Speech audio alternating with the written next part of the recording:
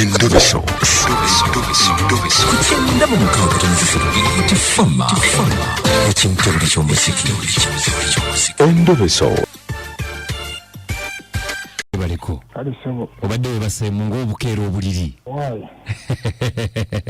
nze bampita kadima namayanja ne kabogoza tuli ku beat mukulu kadima bitambula bitya mpola watugambye tukkubire obuzibu bw'olina omwana muwala namwagala mwagadde kimukoledde nyongera ku ddoboozi timwagadde buli kimu kimukoledde naye kati tubadde twakamala emyezi giringa ena omuwala yeefudde yekyanze from nowhere simutegeera kyobulaba badde nayasa n'okwebakanze nandi mulwadde bambi sorry madde njagala mumukubireko kiki sinamanya kiki oba kuba kati bukyava ku mulimu manyi bangoba ku mulimu ennaku zino naye nakyuka sibitegeera kati simanyi kyamukyusa oba kiki tomanyi kyamukyusa mubadde bafumbo oba tetubadde buli omu abadde bibye kawundo kakubye eddirisa buli omu abadde nga tuli separate ali wuwe nange ndi oba wamuvuma oba n'omukubwa nze siyomba mwami kadima nenjagala gye mbadde mwagala musobola yadde omuvumako ekivumo ekimu gambi tulina ekibuuzo kye batera okubuuza ennaku zino wali oba tewalya mwami kadima ebintu byonna byodde ika batya obamba wangi musufu nnyo omuntu sina nakyenkugamba muntu musufu ebitagambika newolabandajana nibwolajana okay yani omukyala omuwala ye Sharoni akuli bubi obulamu maama kati bw'omukubirako yagamba atya tayagala kumanya mukowo omuzibu simanyi oba kiki mukowo nnyo njagala munyambe mumunkubirireko simanyi kubanga nange byantabudde wandyagadde okwogerako naye Sharoni nnyo nandyagadde okwogera kuba amasimu gange takyagakwata guno gwandibadde omukisa nange okulaba nga njogerako naye bannange n'okulira ku ddoboozi ye kuba takyayagala kumanya takyayagala mwami kadima kati abeera wa bambakadde be era alabika ne kati gyali kale katukutikkule ku mukwano tovaako tulabe aliso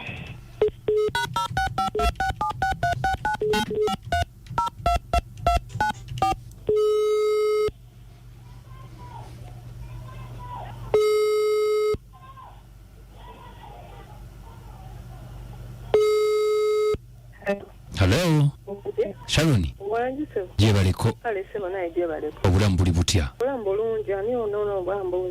Sharoni bampita kadima ndi ku beat wano ku radio ndi ku beat ku radio ne namayanja ne kabogoza nga njagala kwogera muko naawe wangi kakati musa omumanyi Musa atugambye nti boyfriend wange atugambye nti boyfriend wo era tukubye kwogerako naawe kati mukwano Musa bambi ennaku zino takyakutegeera tugambye ni bwakubira amasimu toyagala kukwata wekyanga from nowhere toyagala kumanya nga ayagala twogereko naawe tulabe buzibu ki tusobola okukiyingira mu muterere tukiyingiremuko akugambye ebbanga lyembadde n'akamulabira atugambye nti myezi ng'ena okitegedde kati myezi ena ddala gw'oyinza okukeera n'ogamba tono boyfriend wange oba ono girlfriend wange emyezi ena iyo omuntu oba omwekakasizza nga lwaki sikyogera oba naawe okitegedde nti omuntu oba omwekakasizza kw'osinzira okugamba ye lwaki agamba nti girlfriend wange ze nga sobola agamba nti boyfriend wange kaakati gwe tewamwekakasa kyenkana naye ng'abadde yakutegeera omusajja atukubidde nno ng'alaajana Sharoni bw'oba olina ebintu ebikumufu omuntu aba alina okulaajana naye kati yeebuuze lwaki nze siraajana ebyannema okutegeera kyetwagala nti ki ebintu ebyannema okutegeera n'okiraba obwavu bwasukka we namulabira akasente kaaliwo mugamba tukole kino tutenkanye kinayo gyefuula mwana wa mamizi boys abo sibasobola buli kimu alina kusooka kwebuuza ku maama we naye anti kaakati Sharoni Shaloni muba mulina kukikwata mpola ne mwetegeera ate sente sigwe mukwano. Ennaku zino goli mu Uganda yawe ennaku zino sente kyekisinga obukulu kasita zibaawo ne laavu ejja naye laavu omutali naye munya. Ayagala nti atugambye nti baali bamugoba ku mulimu ndowooza ebyenfuna ne bigootaanamukko naye era ajja funa omulala ayinza n'okuba yafuna omulimu omulala. Nayo mwannyoko wangi terinayo mwannyoko ninayo omumuwe Musa alindeko ye mwannyoko waba asobola okugumiikiriza ananoonya omulimu agire kati ate waliyo olwedda abalina emirimu omanyi gye ndi ssaawa eno nedda nnyabo mu kufumba mmere ya mwami kati awo byemunyonyi leka naawe Shaloni oyogera bw'otyo Musa ekikulu nze amazima ganza Musa yogerako ne Shaloni